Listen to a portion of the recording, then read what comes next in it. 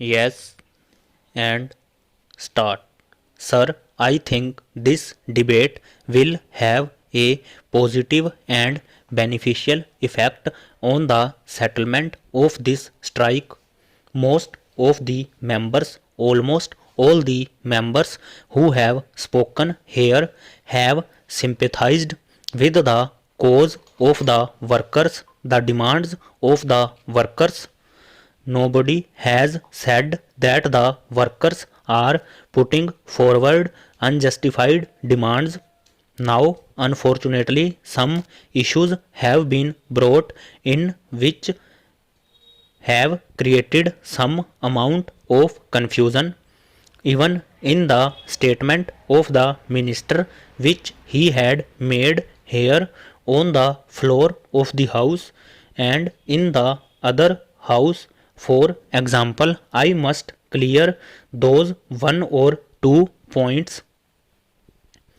First, it was stated here that the strike was illegal. Though there were some confusion in the press, we read that they said that we had not declared it illegal, but it becomes automatically illegal. It becomes automatically illegal because conciliations proceedings were pending and they went on strike, which was illegal. I just want to correct the record a bit. Under the Industrial Disputes Act, notice has to be given of strike.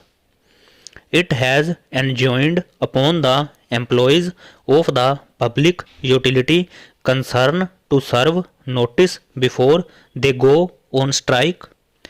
This was done by all the four federations, including the Congress led INTUC Federation. It is the responsibility of the unions that they have to serve due notice.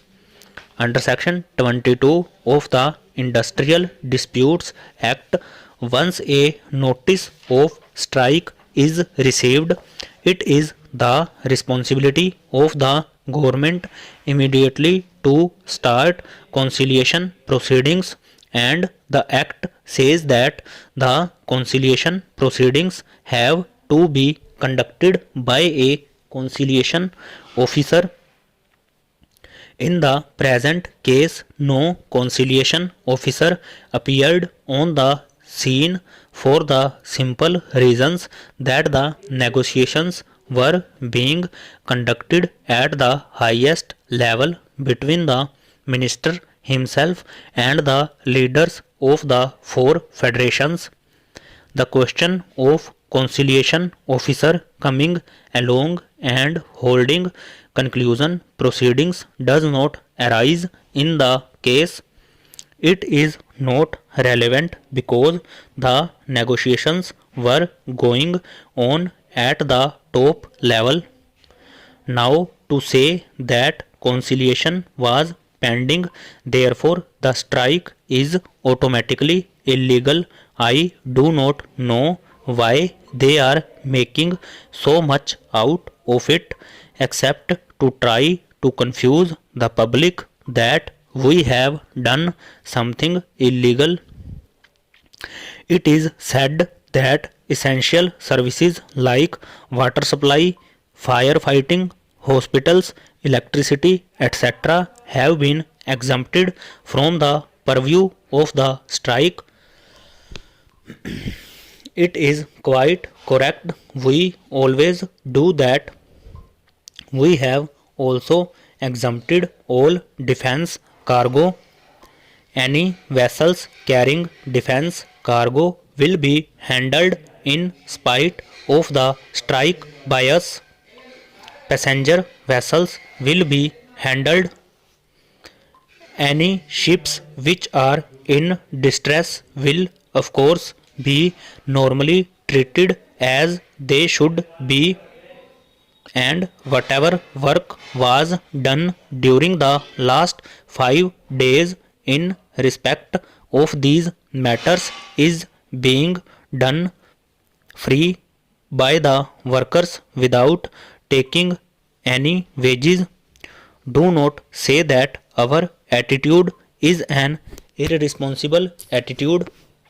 I only want to wish to add my voice to that the honorable members behave said for the use of debating on the demands of grant for the defense ministry, and we were talking of the role of navy in repelling back the external aggression, and here the navy is being used to break the strike of the workers.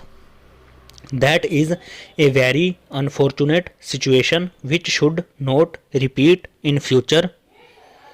I would tell the government that this is not the proper way to deal with such matters.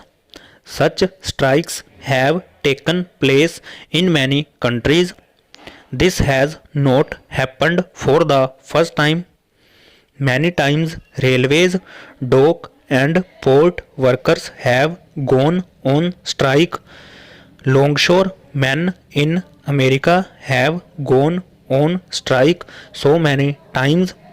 These are democratic countries like ours with a parliamentary government.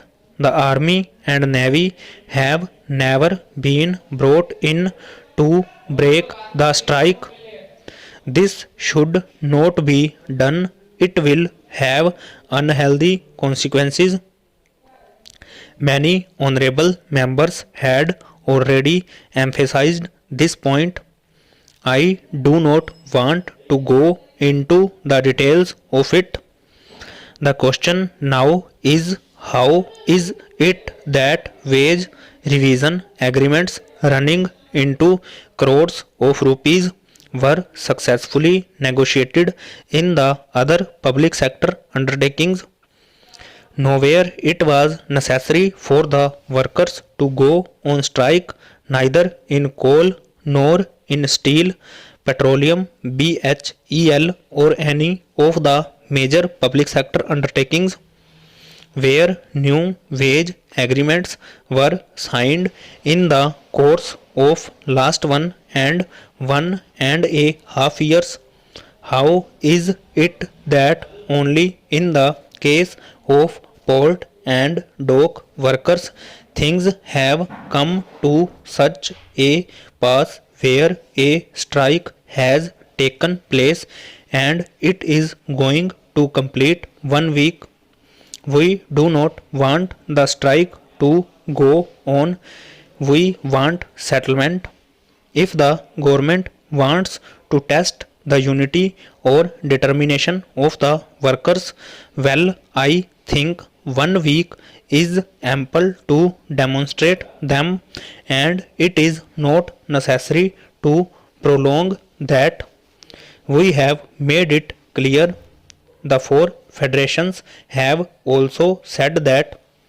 You have read that in the newspapers this morning. Stop.